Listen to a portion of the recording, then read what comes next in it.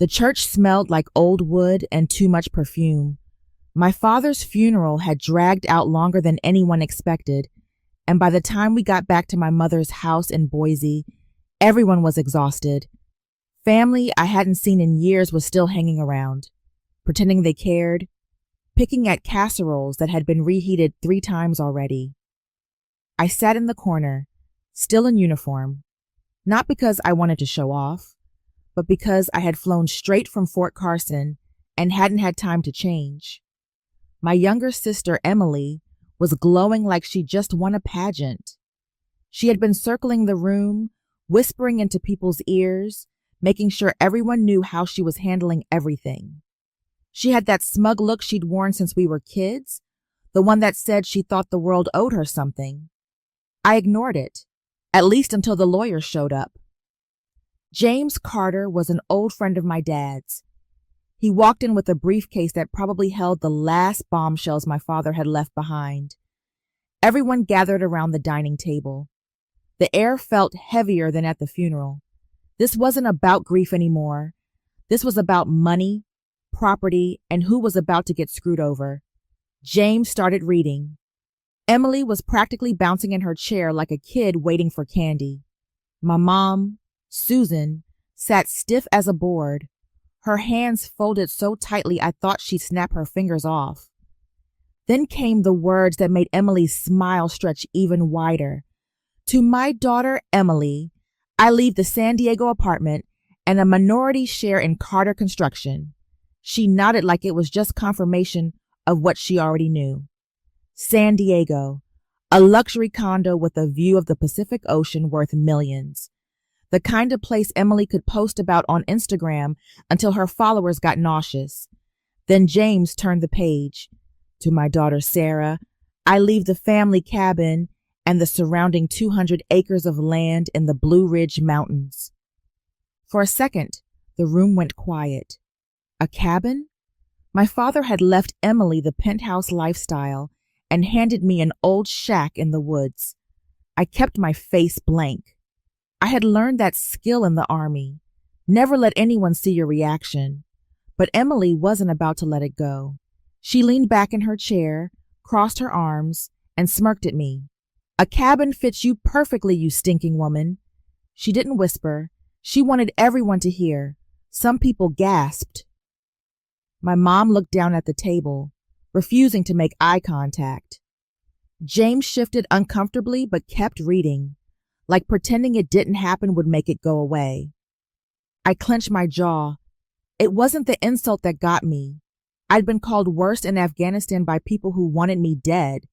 It was the fact that my own sister sitting across from me in our father's house thought it was okay to spit on me like that in front of everyone. Emily laughed under her breath, clearly enjoying herself. Come on, Sarah. You live out of a duffel bag most of the year anyway. That shack is perfect for you. Rustic, simple, nothing fancy. No one will even notice if you disappear up there. I looked at my mom. She didn't say a word. No defense, no pushback, just silence, like she was scared to upset Emily. That silence cut deeper than the insult.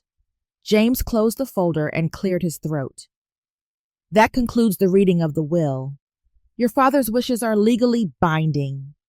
Emily shot her hand in the air like she just won bingo. Great. I'll start looking at management options for the San Diego property this week. I know some people at Horizon Realty who can help. She glanced at me and smirked again. Hope you like chopping firewood, Sarah. I wanted to tell her where to shove her real estate contacts, but instead, I grabbed my jacket and stood up. Years in the Army had taught me when to fight and when to walk away. Right then, walking away was the smarter move. The problem was, Emily wasn't done. She followed me to the hallway, her heels clicking like gunshots against the hardwood floor. Don't be mad, Sarah. It's not like you ever cared about this family anyway. Always off playing soldier while I took care of things here. I spun around and faced her. You mean you took care of yourself? Dad built this family. You just took advantage of it." Her eyes narrowed, but her smile never faded. "And now I get the reward. Enjoy your little shack in the woods. Maybe you can use it for target practice." I walked out the front door without another word. My bags were already packed upstairs, but I wasn't going back in there to grab them while she was circling like a vulture. I'd pick them up later. Right then, I needed to breathe before I said something that would escalate into a full-on war in front of the extended family. The cold, Boise air slapped me in the face as I stepped onto the porch. It felt better than sitting inside that suffocating house where my father's memory was being carved up into assets and insults. I stood there for a long minute, listening to the muffled voices inside. Emily's laughter carried through the walls. I thought about my father. He had served too, years before I was born. He knew what it meant to stand by your people, to never leave anyone behind. And yet, somehow, here I was, left behind by my own family, treated like the unwanted baggage no one wanted to claim. When my mom finally came to the doorway, she didn't look at me. She just wrapped her sweater tighter around herself and said, "Emily didn't mean it. She's under a lot of stress." I almost laughed. Stress? She just inherited a condo worth $2 million. What's stressful about that? Mom flinched but didn't respond.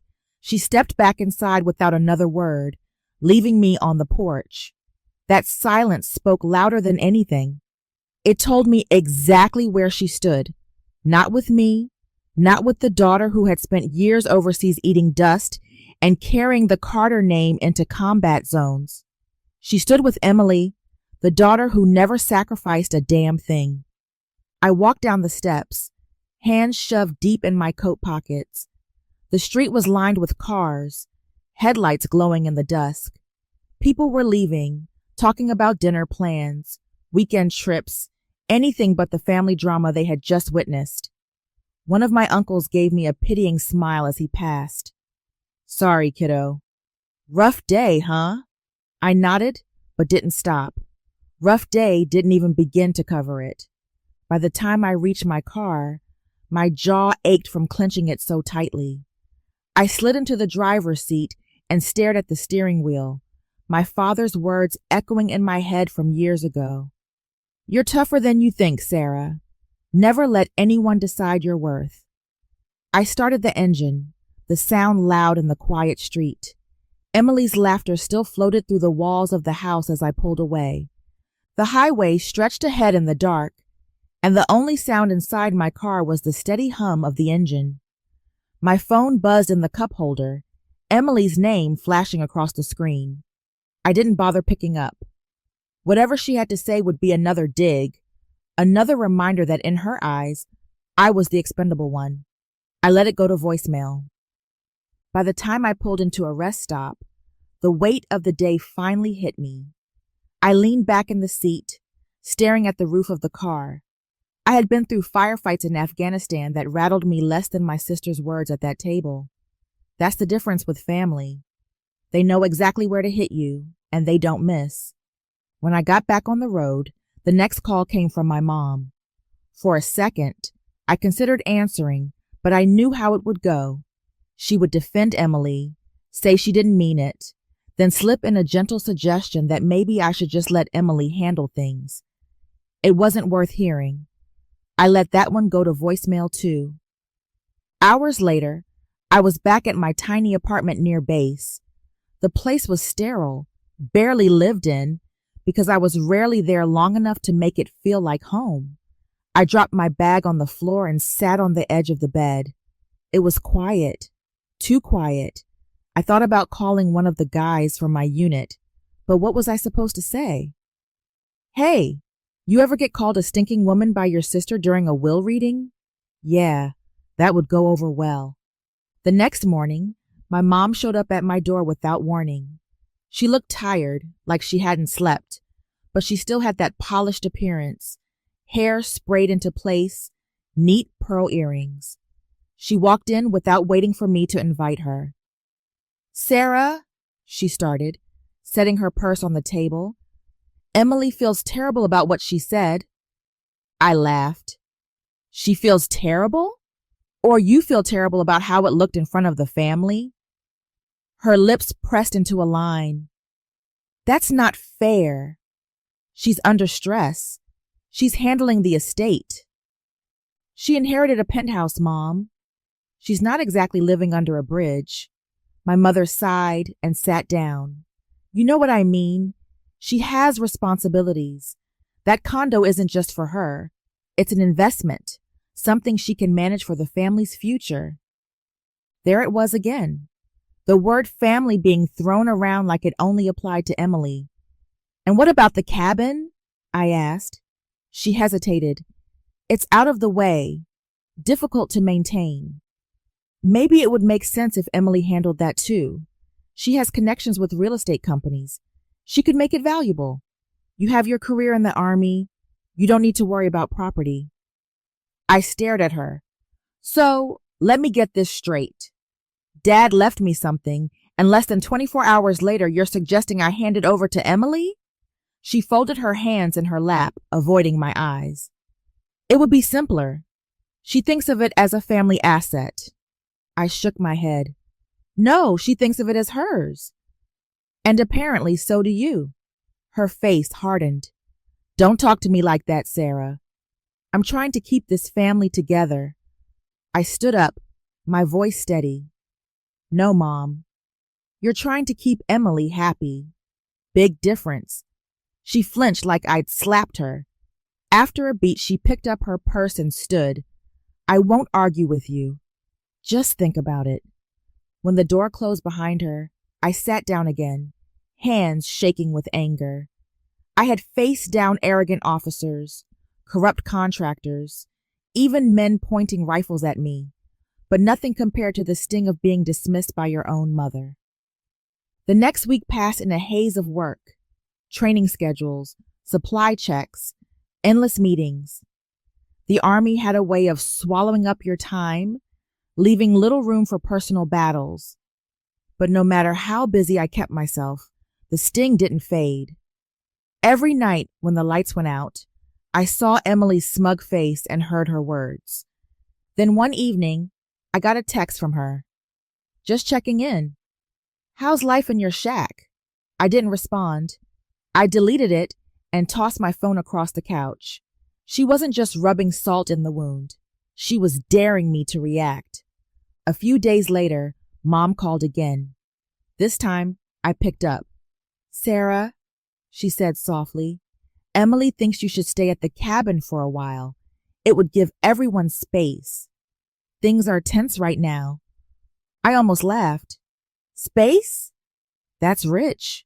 She wants me out of the way, and you're helping her. That's not true, Mom insisted, but her voice lacked conviction. The cabin is yours legally. No one's taking it away. But Emily feels like you're holding on just to spite her.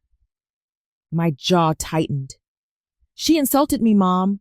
She humiliated me in front of you and everyone else. And now I'm the problem because I won't roll over and hand her everything? There was a pause.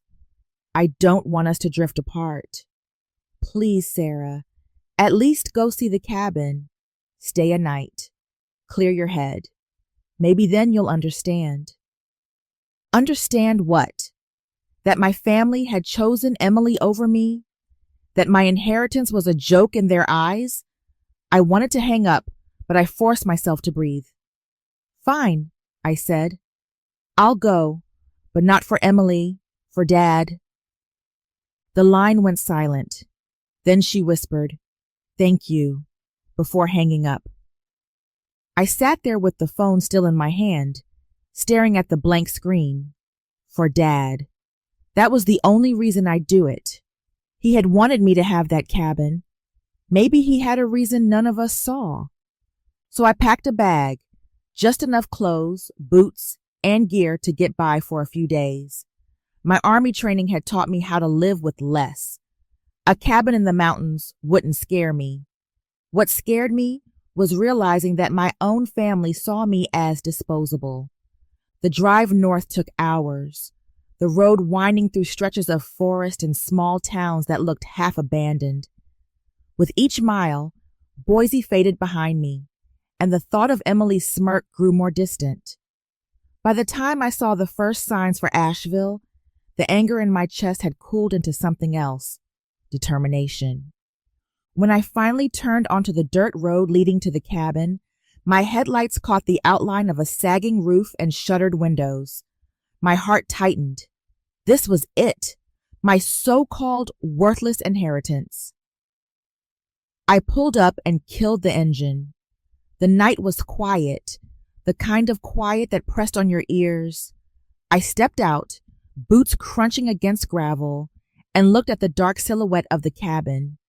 It wasn't much to look at, but it was mine. The porch groaned under my boots as I climbed the steps, brushing leaves out of the way. The lock was old, but the key turned smoothly, which surprised me. For a second, I expected the place to smell like mildew and dead mice. Instead, the air hit me with pine wood, faint coffee, and leather. Not bad for a shack Emily thought was my destiny. I flicked the light switch by the door, half convinced it wouldn't work. A warm glow filled the small living room. Someone had been taking care of this place. The wood floors were polished, the furniture wasn't falling apart, and a neat stack of firewood leaned against the stone fireplace.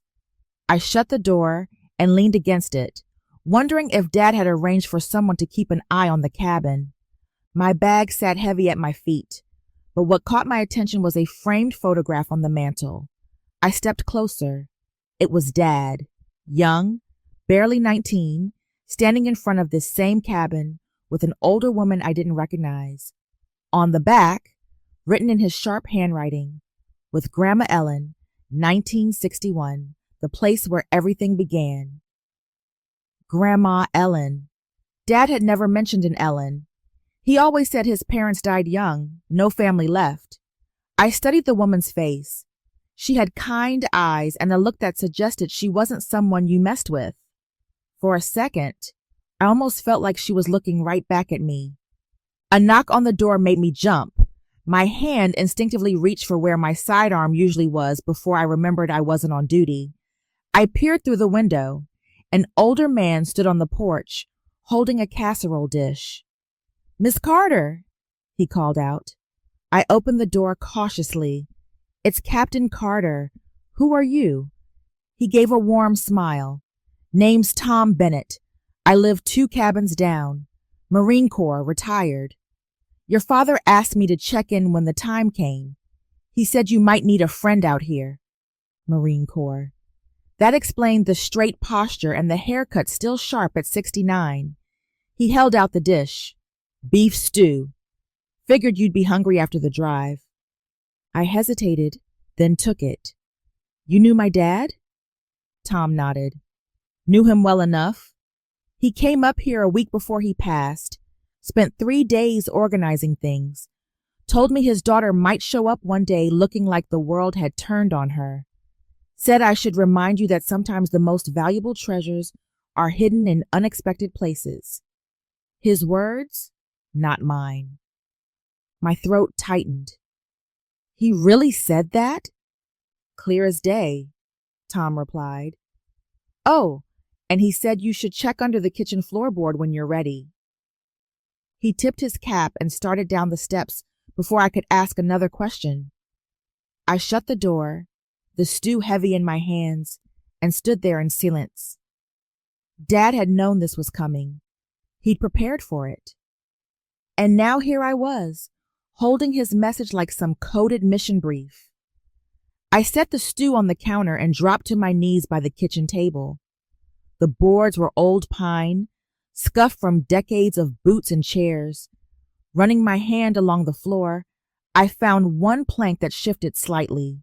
My heart raced. I pried it up with a pocket knife, and sure enough, there was a metal box wrapped in oilcloth. I carried it to the table, wiped the dust off, and opened it.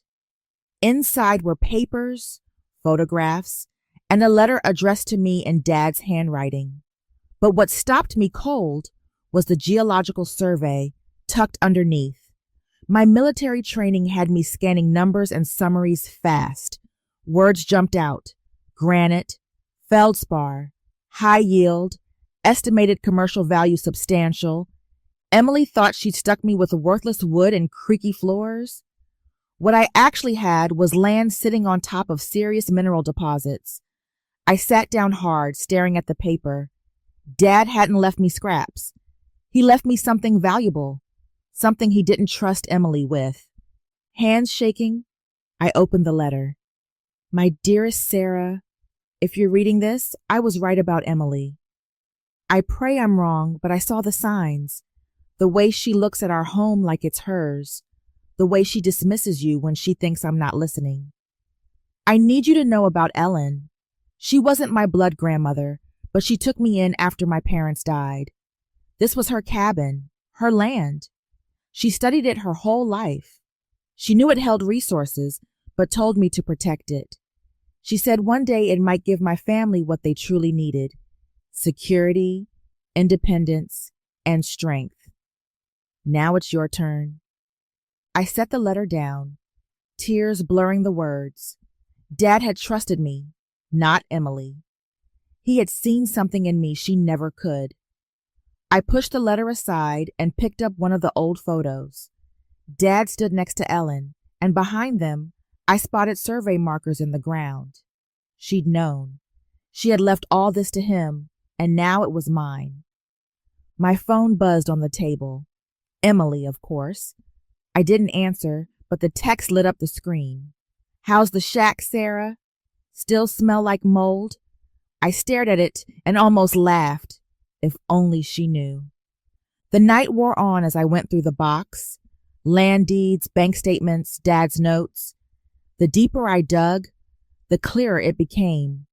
This wasn't just property. It was leverage. It was power. And I was the one holding it.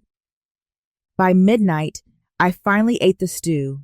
It was damn good, marine good. I sat there at the table, staring at the documents, the ring of Ellen glinting in one of the photos, and thought about what Emily would say if she knew. She'd call me unworthy. She'd try to take it. And for the first time all week, I felt a spark of something I hadn't felt since leaving Afghanistan: anticipation before a fight. I cleaned up, stacked the papers neatly, and locked the box back under the floorboard. Then I stretched out on the couch, listening to the quiet of the woods outside. No sirens, no hum of city traffic, just the creak of the cabin settling into the night.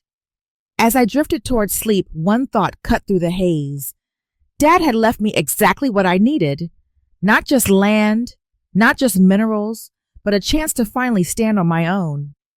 Sunlight filtered through the cabin's thin curtains, and for the first time in weeks, I woke up without an alarm or the sound of boots stomping outside the barracks.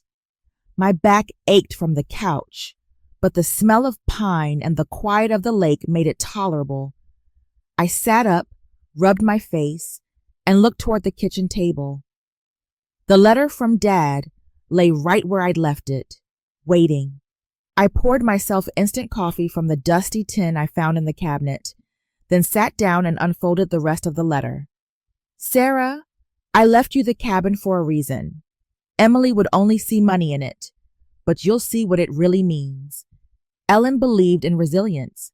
She believed women had to fight twice as hard to be respected, and she made me promise to pass that fight down. If you're holding this letter, then I trust you to keep that promise. The Army taught you discipline and courage, but this land will give you independence. Don't sell it. Protect it. Build something with it. I've already spoken with James Carter, an attorney I trust. He has documents that prove your rights. Call him when you're ready. Dad's handwriting wavered toward the end, but his message was clear. He didn't want Emily touching this land. He wanted me to do something with it. I sat back, sipping coffee, staring at the stack of deeds and surveys, granite, feldspar, and even notes about lithium deposits.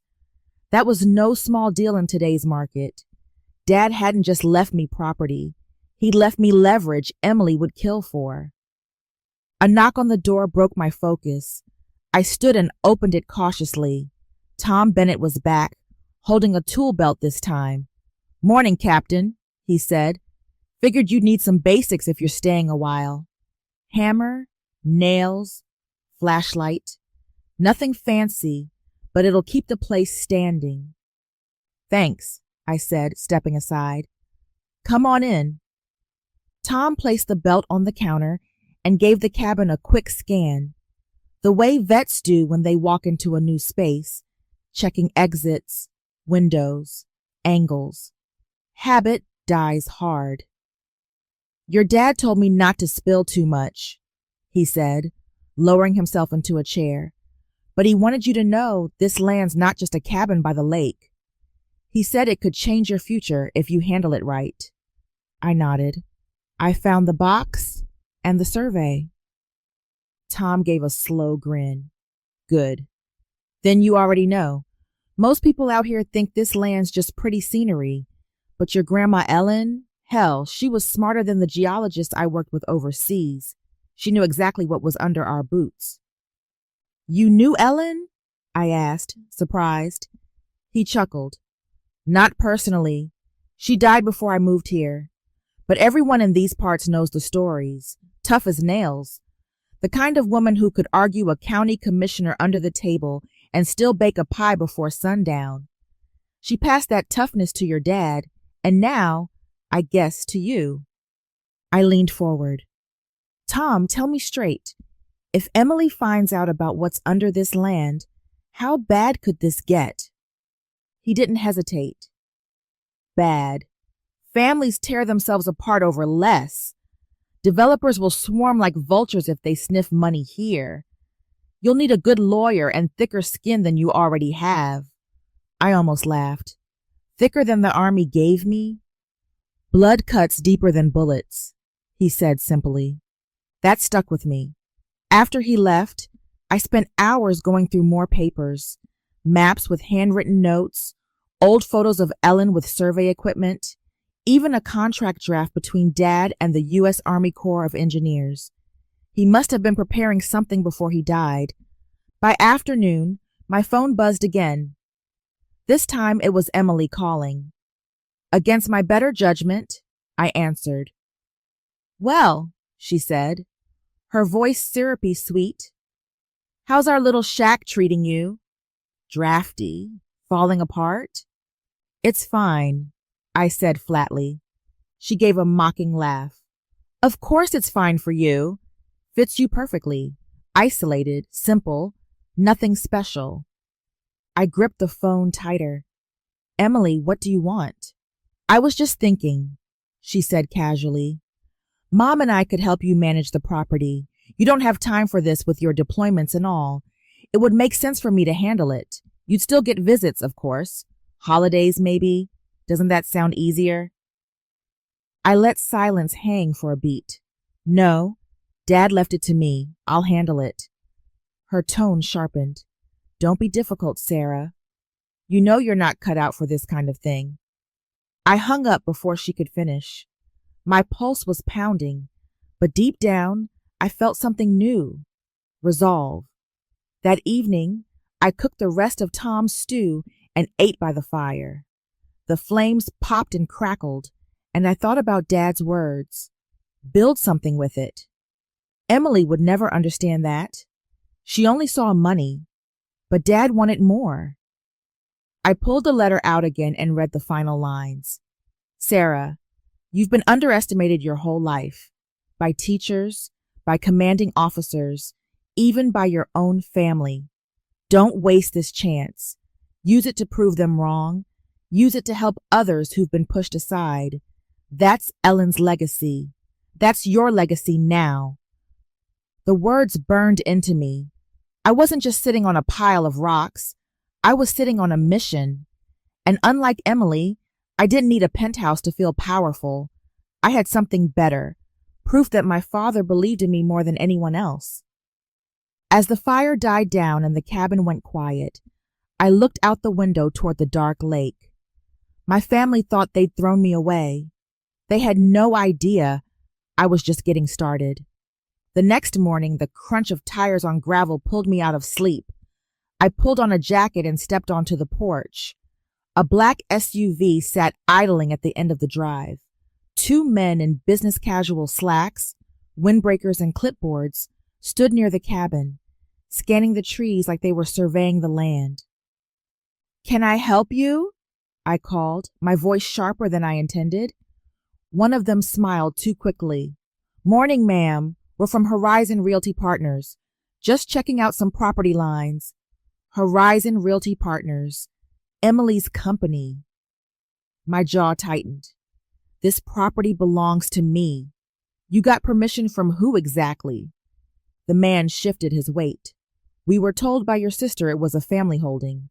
Just a preliminary inspection. Nothing formal." I crossed my arms.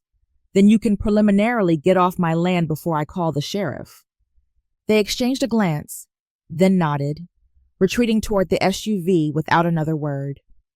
The engine revved, and within seconds, they were gone, leaving behind a churn of dust and the confirmation of what I already suspected. Emily wasn't wasting time.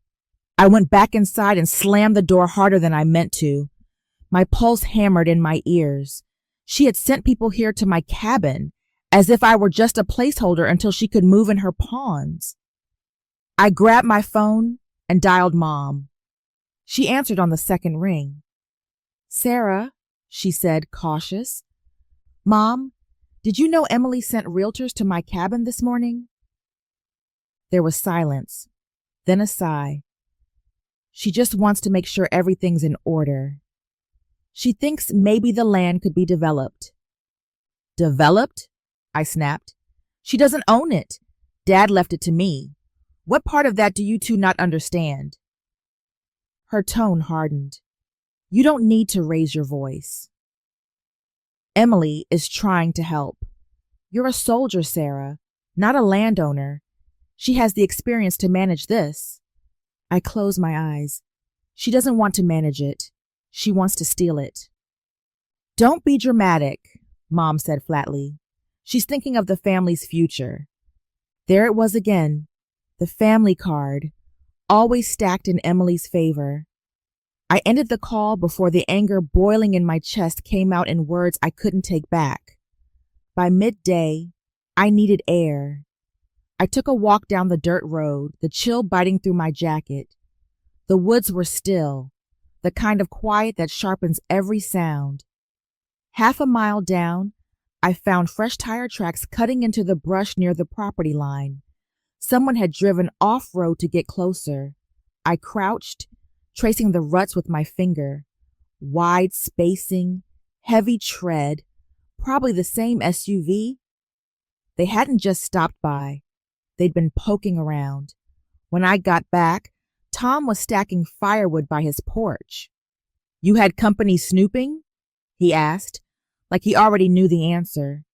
"Horizon Realty," I said, dropping my hands into my pockets. He let out a low whistle. "That's Emily's bunch, right?" "Yeah. She sent them here like she owns the place." Tom shook his head. "Seen it before. Family fights over land get uglier than combat zones. You'll want everything locked tight with a lawyer. You've got a name, James Carter. Dad set it up. I'll call him tomorrow." "Good," Tom said. "And Sarah, don't let them see you rattled. Greedy folks smell fear like wolves."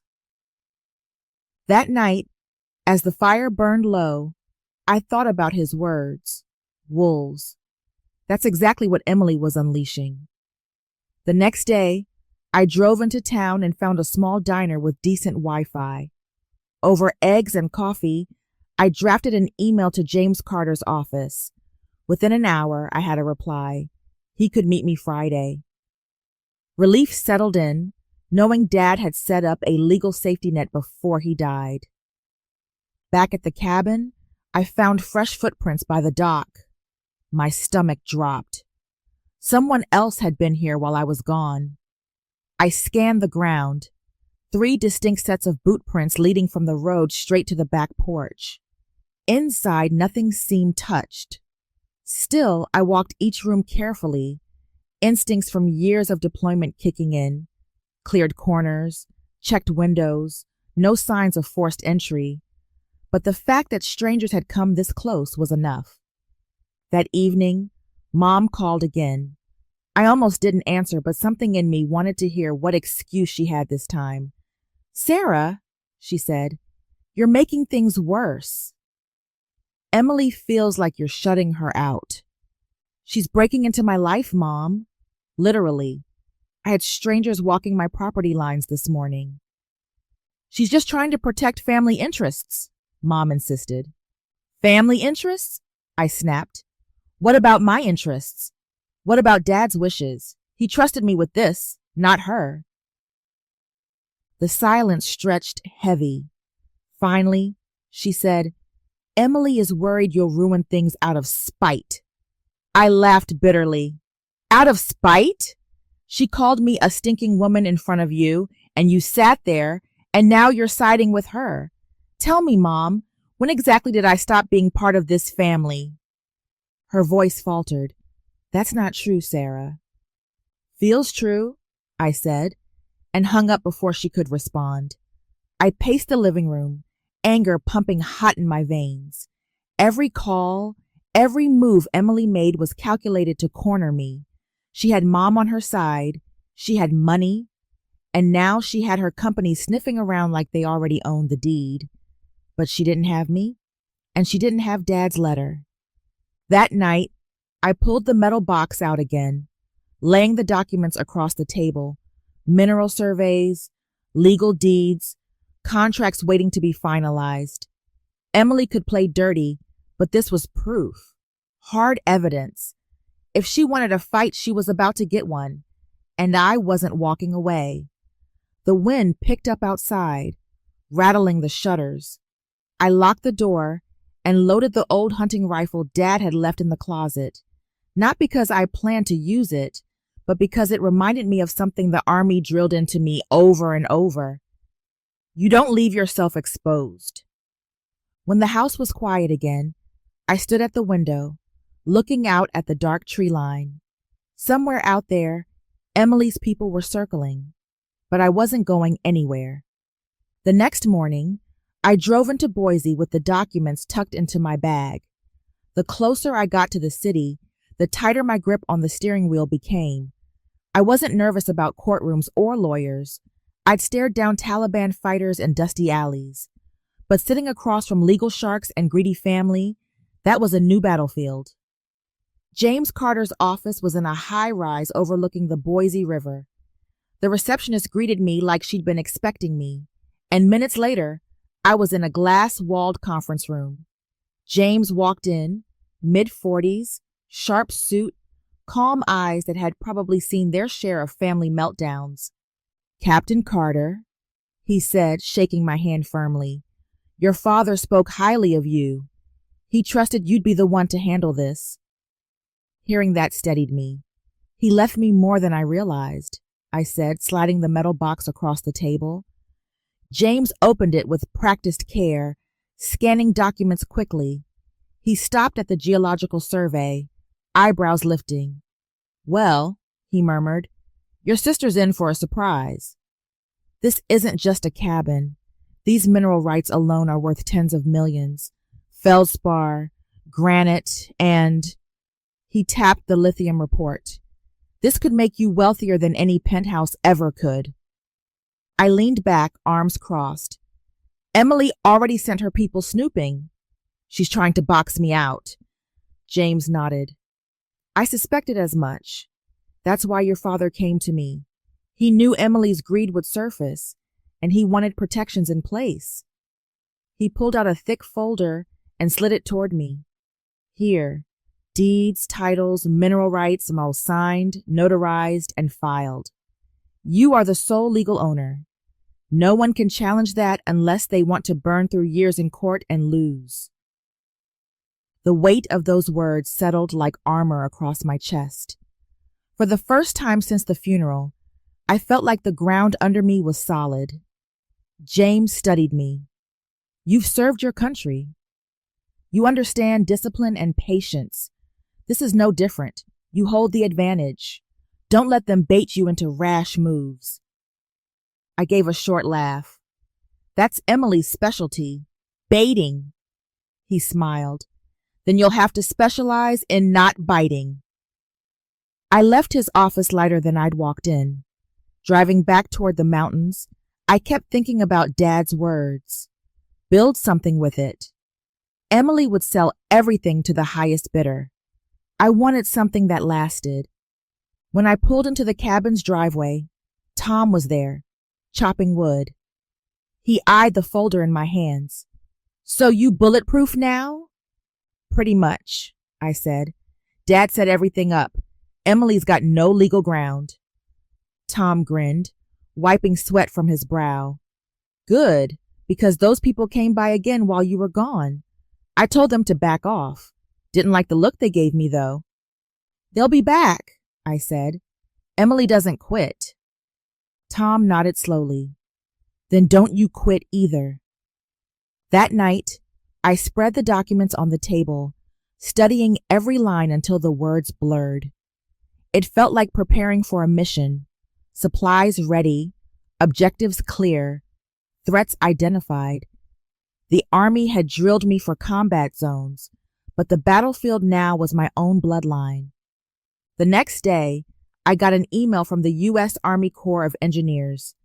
One of Dad's old contacts had confirmed the mineral survey, noting its strategic value. That phrase hit me differently. Strategic value wasn't just money.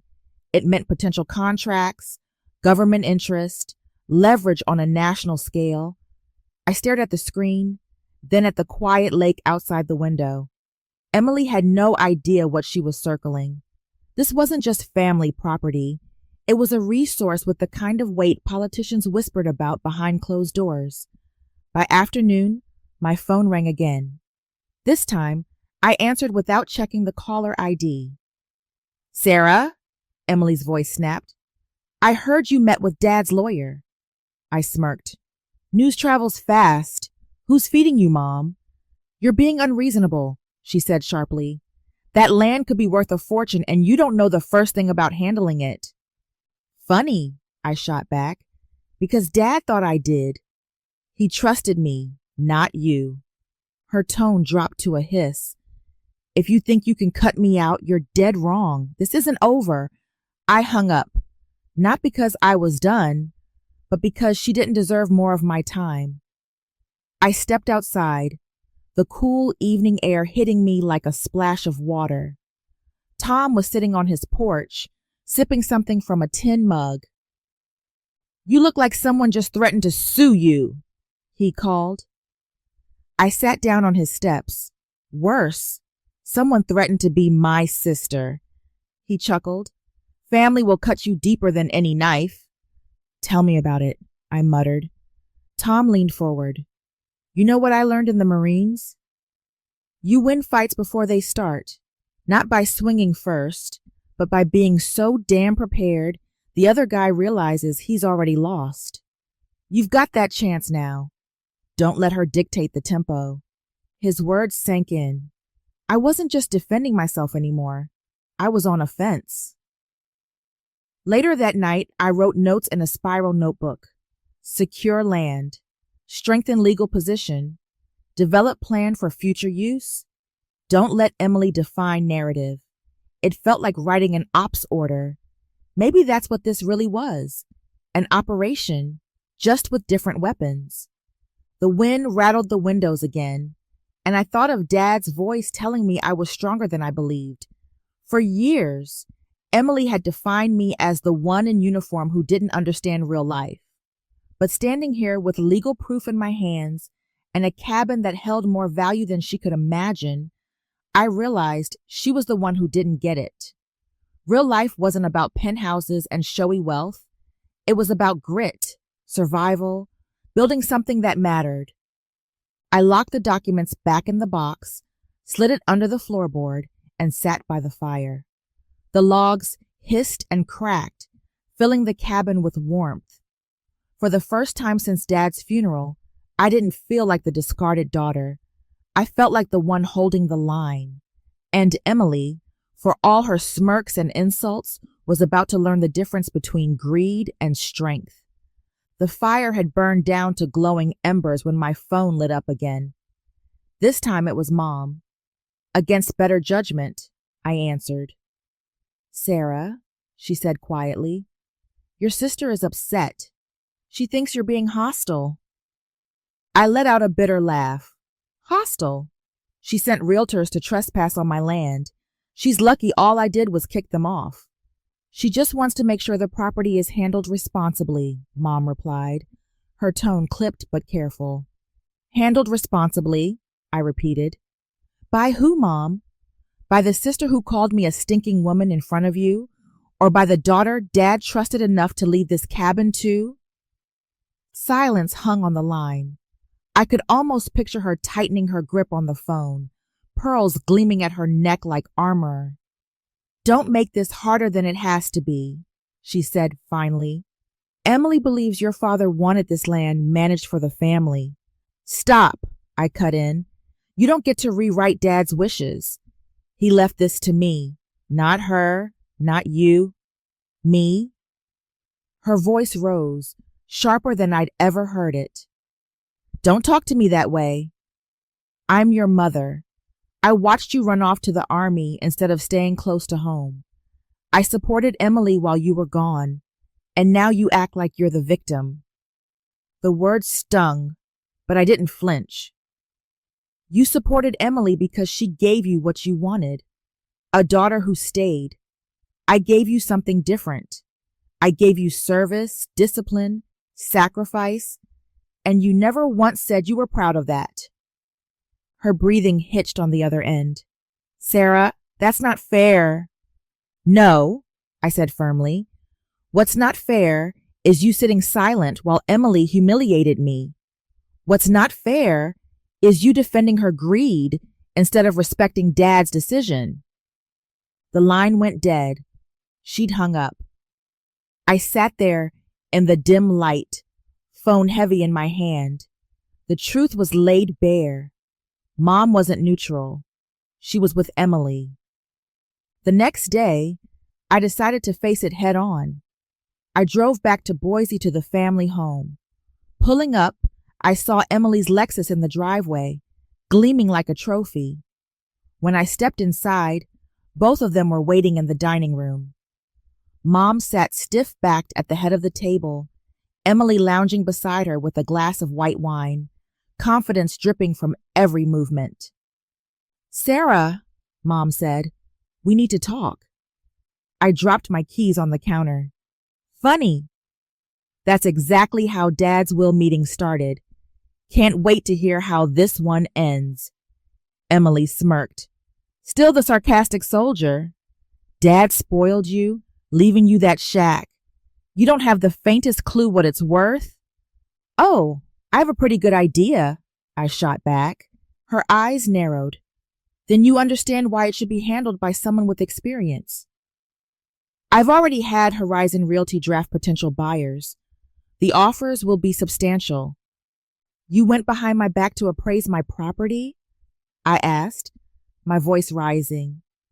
Our property, she corrected smoothly. I slammed my hand on the table. No, mine. Dad's will was clear. He left the cabin and the land to me. End of story. Mom's voice cut through. Icy. Don't raise your voice in my house. I turned on her. Your house or Emily's? Hard to tell these days. Emily set her glass down, smirking. You think a few legal papers make you untouchable? Courts can be persuaded. Judges can be convinced. And you, with your military schedule, you don't have the time or stability to fight this battle. I leaned across the table. Try me. For a moment, the mask slipped. Emily's smirk faltered, her eyes flashing with anger. Then she straightened, smooth again. This attitude won't end well for you. Neither will underestimating me, I said. The tension snapped like a wire pulled too tight. Mom rose abruptly. Enough. I won't watch my daughters destroy each other. Then stop picking sides, I said, locking eyes with her, but her silence was answer enough. I grabbed my jacket and walked out. The cold air outside felt cleaner than the stifling room I just left. On the drive back, my thoughts spiraled. Emily was escalating, snooping, appraising, threatening, and Mom was her shield. It was 2 against 1, and I was done playing defense. When I got back to the cabin, Tom was waiting on the porch.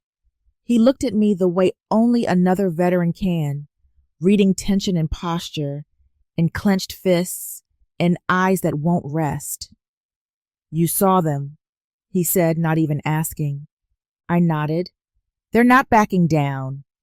He tossed me a beer. "Neither are you."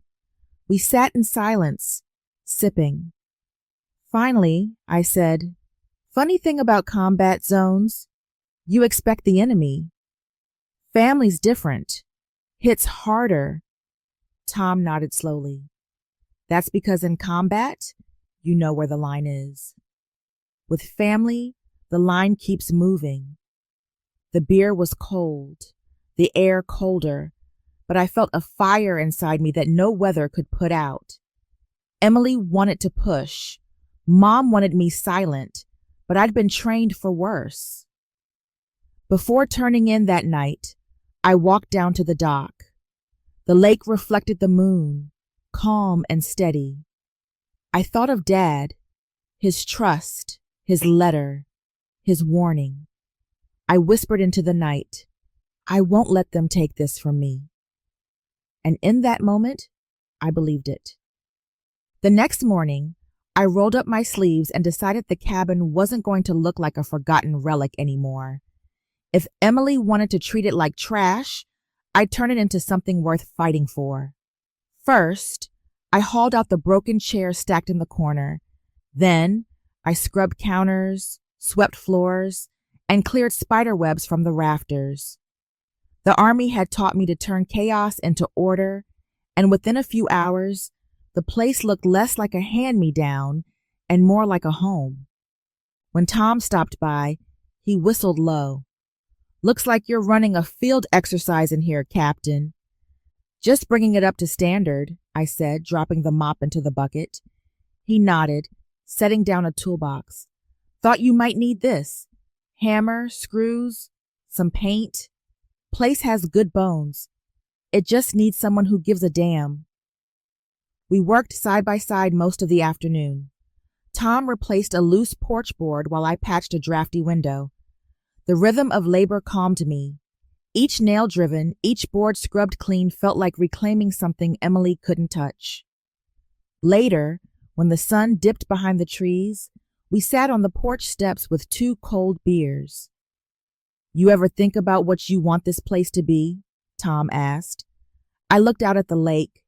Not just a cabin, not just land, something bigger, something Dad hinted at in his letter. He tilted his head. "Like what?" I hesitated, then said it aloud for the first time. "A foundation for veterans, for women who get pushed aside by their families. A place to rebuild." Tom studied me for a long moment, then smiled. "That's one hell of an objective, Captain. It's not just about revenge," I said. "It's about proving that what Emily called worthless can change lives." Tom raised his bottle.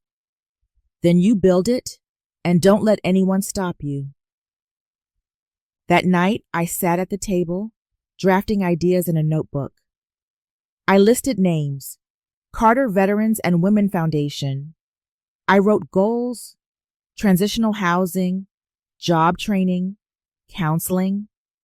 I had no funding yet, but I had land, legal proof, and minerals underfoot worth more than Emily's condo 100 times over. The next day, I drove into town for supplies: paint, lumber, hardware. At the register, the clerk asked, "Fixing up the Carter place?" "Yeah," I said. "Good. Folks around here always said that cabin deserved better." His casual words stuck with me all afternoon. deserved better. That's exactly what Dad must have thought.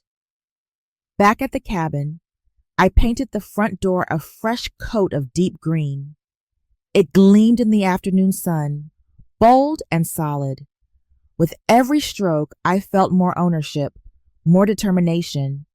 When I took a break, I pulled out Dad's box again. Tucked inside was another envelope, smaller, marked for Sarah's eyes only. I opened it carefully. Inside was a handwritten note. If Emily pressures you, remember this. Integrity beats greed in the long game, but you'll need proof, allies, and a plan. Trust James. Trust yourself. And don't forget, strength runs deeper than blood. I folded it back slowly. Dad hadn't just trusted me. He'd prepared me for exactly what Emily was trying to do.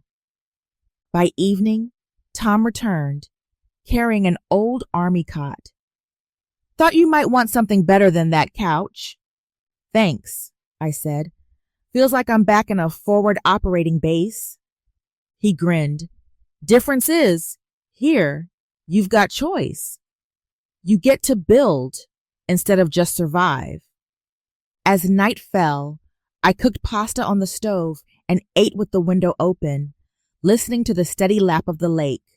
My body ached from scrubbing, painting, lifting, but it was a good ache, the kind that came from fighting for something real.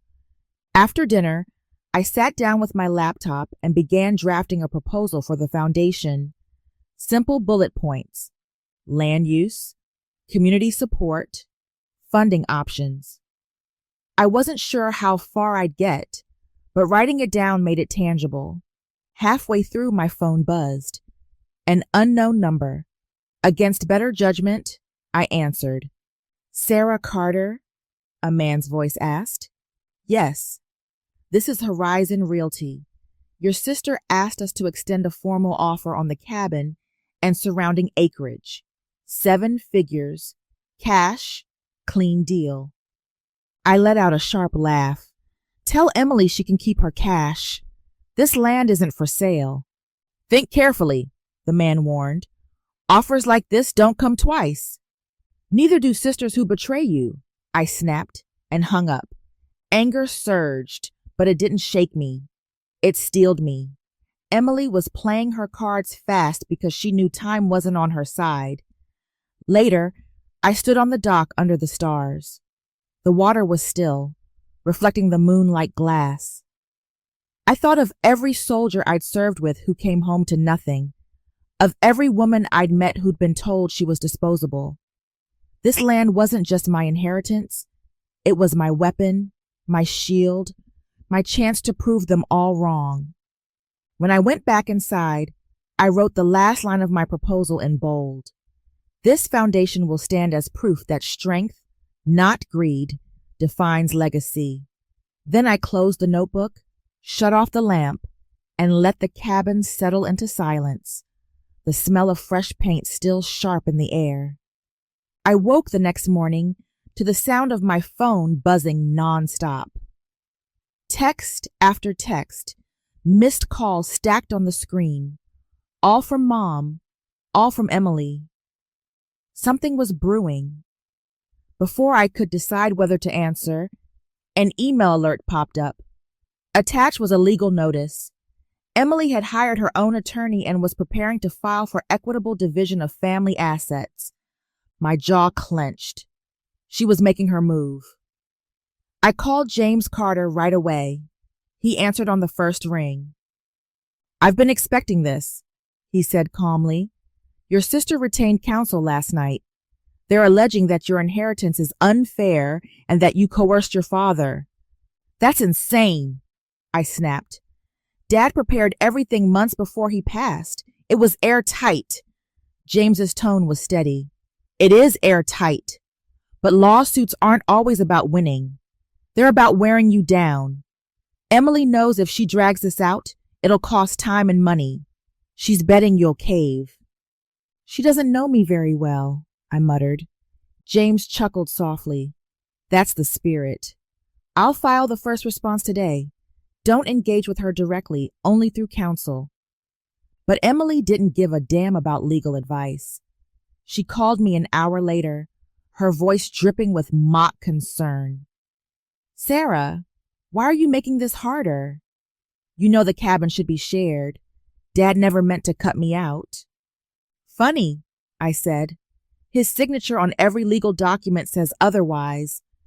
You think you're clever, hiding behind some lawyer, but courts look at fairness.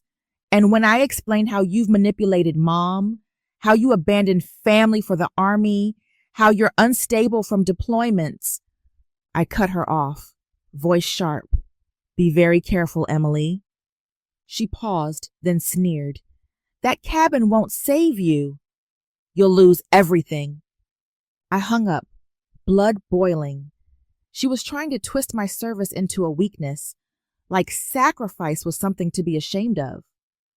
That afternoon, Tom came by with his usual timing, like he could smell trouble from 2 cabins away. He found me pacing the porch. Let me guess, he said. Your sister's lawyering up faster than I thought. He leaned against the railing. That's how bullies operate, come in hard, loud, make you think they're bigger than they are. I'm not folding, I said. Good, he said. But watch your 6. People like Emily don't fight clean. He wasn't wrong. 2 days later, a reporter from a local paper showed up at the driveway. Captain Carter, she asked, notebook in hand. We heard there's a family dispute over the Carter estate. Your sister claims you're refusing to share valuable property. Care to comment? I clenched my jaw. Emily was already spinning this in the press. No comment, I said, walking past her. She scribbled anyway, probably thrilled to have been brushed off. By evening, the article was online. Family rift over Carter cabin. Sister says soldier unfairly controls assets. The comments section was full of strangers debating my character like they knew me. Some praised my service. Others sided with Emily, parroting her lines about fairness. I shut the laptop hard and gripped the edge of the table. Tom stopped by again, dropping off groceries he claimed he had too much of. He noticed my clenched fists. What's she done now? Fed lies to the press, I said. He scratched his beard. Let her talk. You've got proof. She's got noise. Truth takes longer, but it sticks harder. I exhaled slowly. Easier said than done. Everything worth doing is, he said. Later that night, my phone buzzed with another message, this time from Mom. Sarah, can't you just work with your sister? This is tearing us apart. I typed a reply, then erased it. I couldn't stomach another fight with her. She'd already chosen Emily's side, whether she admitted it or not. Instead, I opened Dad's letter again, reading the lines about resilience, about using the land to build something meaningful. His words steadied me more than anything else could. The following morning, James called with an update. Emily's lawyer has filed preliminary paperwork. Nothing that sticks, but they're signaling they want to fight. I've fought tougher battles, I told him. I know, he said. And this time you've got the law on your side. After we hung up, I laced up my boots and walked the property line. Every tree, every patch of soil felt heavier now. This wasn't just land. It was proof. It was the line Dad drew between Emily's greed and my responsibility. When I circled back to the cabin, Tom was sitting on the porch steps. He looked up at me. You ready for this? I met his eyes. I've been ready my whole life. The decision came to me as clear as any mission order. I wasn't going to hide behind lawyers forever. If Emily wanted to fight, she could look me in the eye and take her best shot. And Mom needed to see which daughter actually stood on solid ground. So, I called them both and said, dinner at the cabin tomorrow night, 7 sharp. Mom hesitated. Is this wise, Sarah? Emily wants answers. I'll give her some. The line was quiet. Then Emily's voice cut in from the background, smug as ever. Fine, we'll be there. The next day, I cleaned the place like it was inspection day on base. I laid out Dad's documents in neat piles on the kitchen counter. The deed, the surveys, the mineral reports, all with James Carter's notarizations. Proof stacked higher than Emily's ego. Then I cooked, not because I cared what Emily thought of my cooking, but because Dad would have wanted his table full, not empty. A pot roast, potatoes, bread from the bakery in town. By 6:30, the cabin smelled like a real home. At exactly 7, headlights cut across the trees. Emily's white Lexus crunched up the drive, Mom in the passenger seat. I watched from the porch as Emily strutted toward the door, heels clicking on gravel, cream-colored dress like she was attending a business closing. Mom followed, looking tired but polished, her pearls as rigid as ever. Nice little place, Emily said as she stepped inside, eyes scanning every corner like a buyer on a house tour. Still drafty. I ignored the jab. Sit down.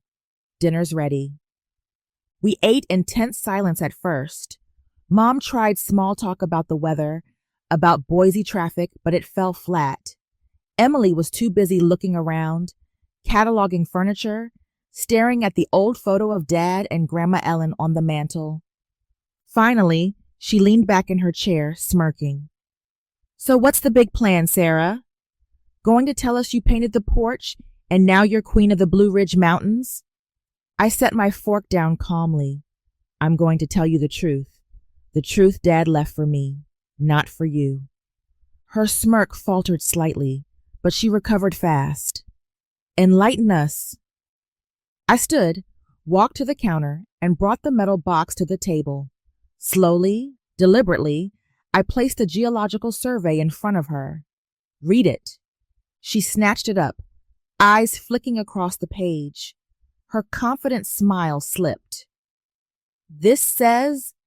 She stopped, cleared her throat, tried again. This says there are lithium deposits under this property worth tens of millions. That's right, I said, and Dad made me the sole owner. He trusted me with this. Not you, not Mom, me. The silence that followed was so thick, I could hear the clock ticking on the mantel. Mom looked stricken, her hands twisting in her lap. Emily's face flushed red, anger boiling through her mask. You're lying, she spat. You forged this. I slid the notarized deed across the table. Try again. She skimmed it, hands trembling, then shoved it back. You can't do this. This isn't just yours. It's family property. It was Dad's property, I said evenly, and he gave it to me. He knew what you'd do if you got your hands on it. Sell it to the highest bidder, tear apart the land he and Ellen swore to protect. Emily slammed her palm on the table. You don't get it. This money could change everything. Our lives, our children's lives, and you're wasting it on some charity fantasy. I leaned forward, voice low and steady. Not a fantasy, a foundation. The Carter Veterans and Women Foundation. This land will build something lasting, something that helps people instead of lining your pockets. Mom gasped softly. A foundation? I looked at her. Yes, housing, training, support for veterans and women left behind by families like ours. Dad believed in it. He prepared for it, and I'm making it real. Emily's laugh was sharp, almost manic. You're insane giving away millions to strangers when your own family needs it. I locked eyes with her. Family? The one who mocked me as a stinking woman? The one who kicked me out of Mom's house like I was nothing? That family? Her jaw tightened. For once, she didn't have a quick comeback.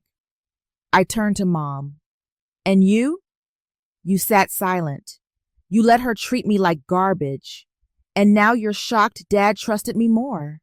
Respect goes both ways, Mom. You can't demand it when you've never given it. Tears welled in her eyes. Sarah, Her voice broke, but Emily wasn't done. She shot to her feet, pointing a manicured finger at me. You won't get away with this.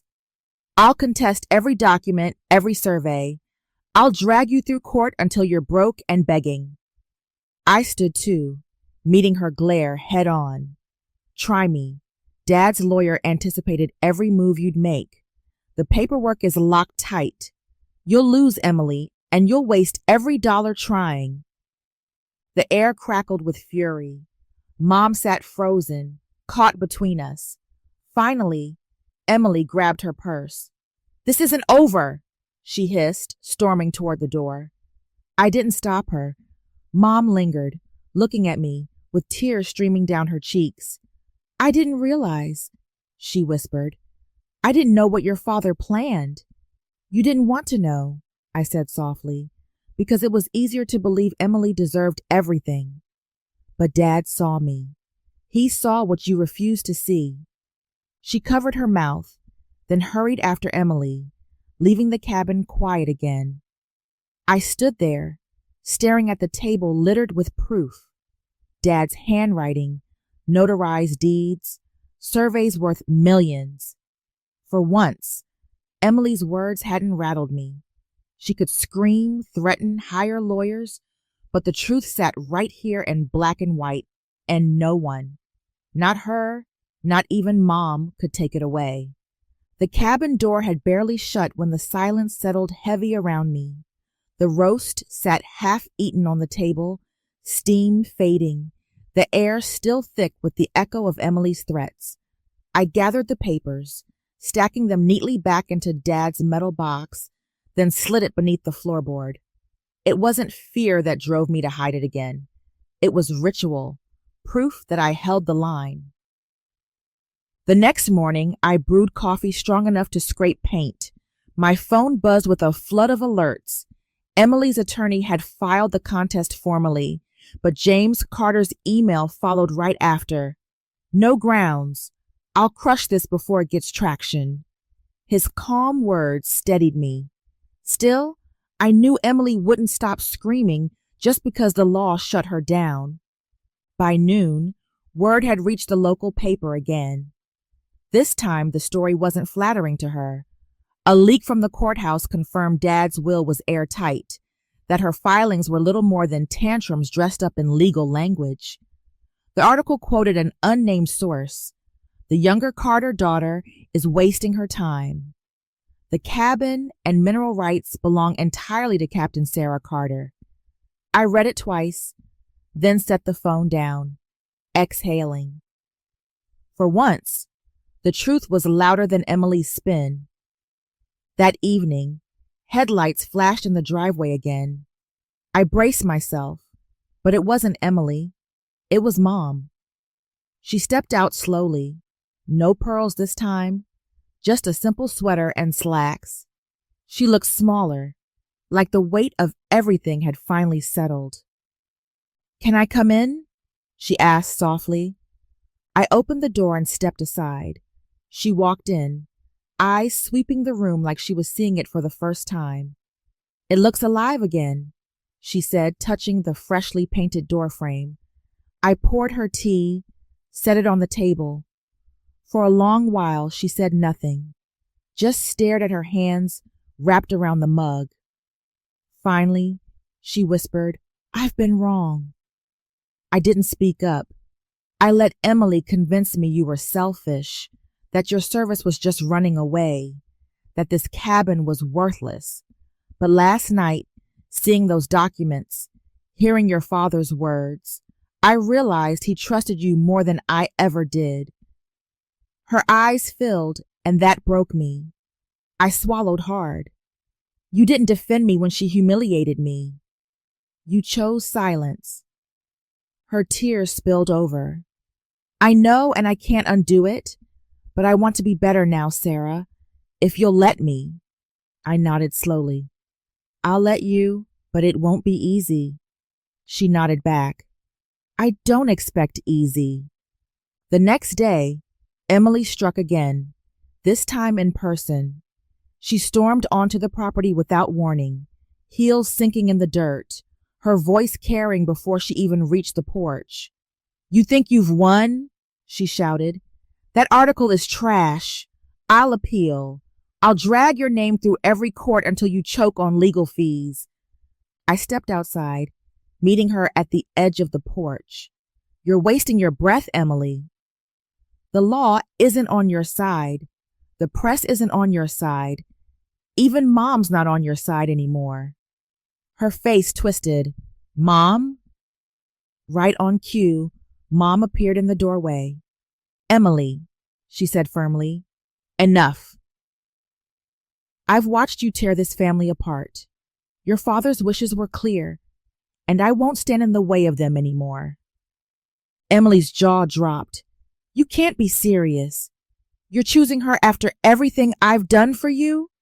Mom's voice cracked, but she didn't waver. You've done plenty, Emily, but none of it was for anyone but yourself. The color drained from Emily's face. For once her words failed her. She spun on her heels, storming back toward her Lexus. Fine, she spat. Rot in your shack. Don't come crying to me when you realize you've thrown away everything. The tires screeched as she sped off, leaving only the bitter taste of exhaust in the air. I stood there, heart pounding, not from fear, but from the finality of it. Emily had lost, not just in court, not just in the papers, but in the one place she thought she'd never lose, Mom's allegiance. Inside, Mom sat down at the table, wiping her cheeks.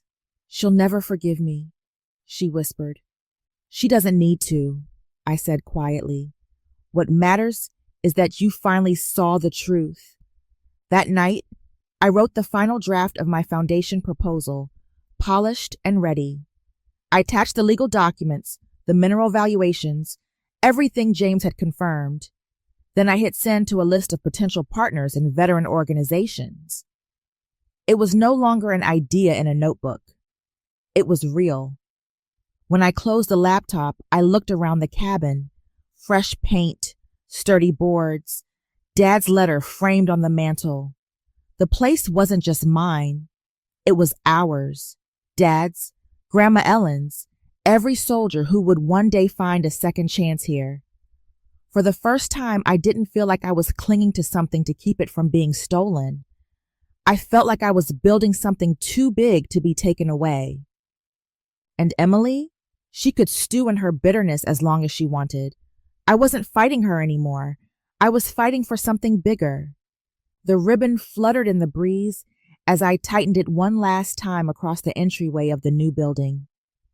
Months of planning, late nights, and endless paperwork had finally brought me here. The Carter Veterans and Women Foundation was no longer just an idea in my head or lines in Dad's letter. It stood solid on a piece of land where greed had once tried to plant its flag. Reporters milled about, photographers snapping shots of the bright red ribbon stretched across the glass doors. Volunteers bustled inside, arranging chairs and setting out trays of food. Outside, a group of veterans in uniform jackets chatted with the young mothers holding toddlers. It was exactly the kind of mix I dreamed about. Soldiers looking for a second mission, women rebuilding their lives, families with nowhere else to go, finally stepping into a place designed for them.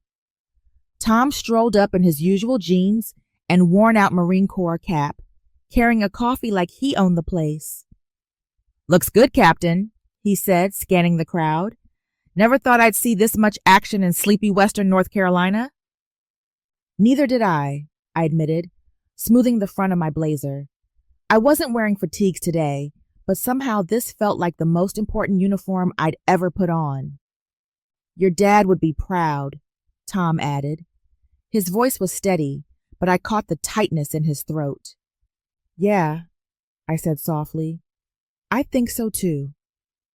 The mayor of Asheville arrived next, all polished smiles and firm handshakes, followed by local officials who suddenly cared a lot about community support.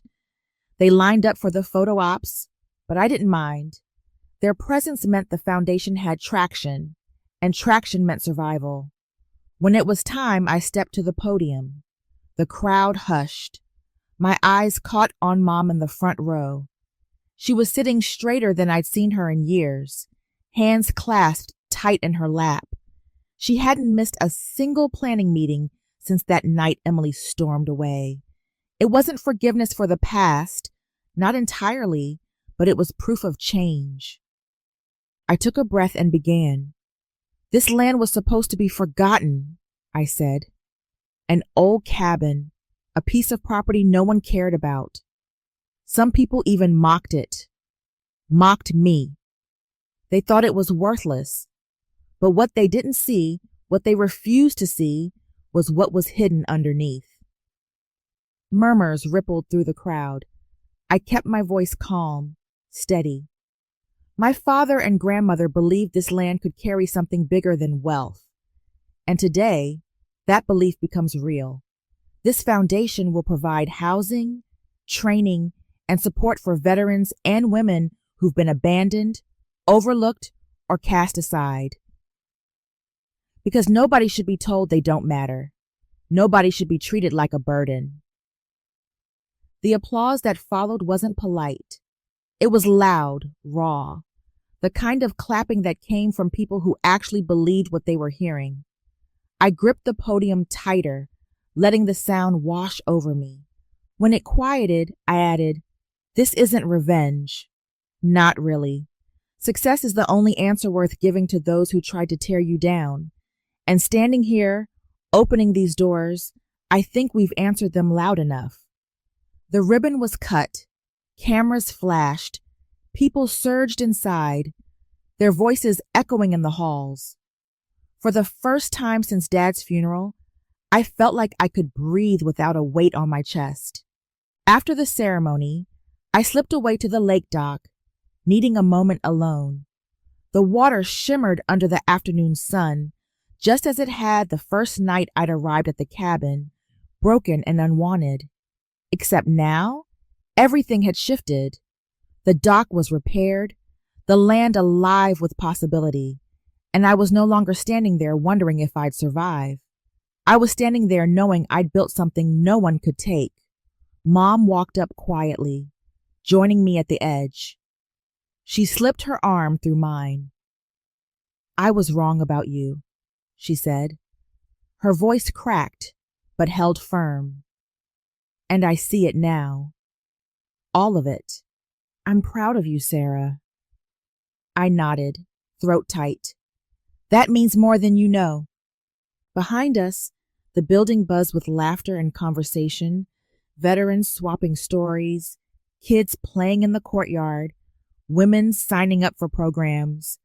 It was messy and loud and imperfect, exactly the kind of future Dad and Grandma Ellen had imagined. Emily didn't show, of course. I hadn't expected her to. The last I'd heard, she'd sold her San Diego condo share and was trying to claw her way into another real estate project, always chasing the next dollar, never catching the point. But in a way, her absence was its own confirmation. She hadn't won. She never would. I pulled Dad's ring from my pocket and slipped it onto my finger. The emerald caught the sunlight, a green spark against the blue of the lake. "To you, Dad," I whispered. "We won." In our way, the wind carried the words across the water, scattering them like seeds. I didn't need to say more, because sometimes the sharpest revenge isn't shouting down the people who mocked you. It's standing taller than they ever imagined you could and letting your success answer everything they said. And standing there, with Mom's arm linked in mine, the foundation alive behind us, and the lake stretching wide and steady before me, I knew that answer would echo for the rest of my life. Looking back now, I realized this was never just about land or money. It was about respect, about proving that family revenge stories don't have to be fueled by screaming matches or lawsuits. Sometimes, the strongest revenge stories are written in silence, through building, through choosing dignity over destruction. My sister mocked me, tried to tear me down, but family drama only has the power you allow it to. I refused to give her mine. What started as an insult over a worthless cabin became the foundation for something that will outlast every bitter word she ever threw my way. And that's the truth about real revenge. You don't just survive. You rise higher than they ever expected.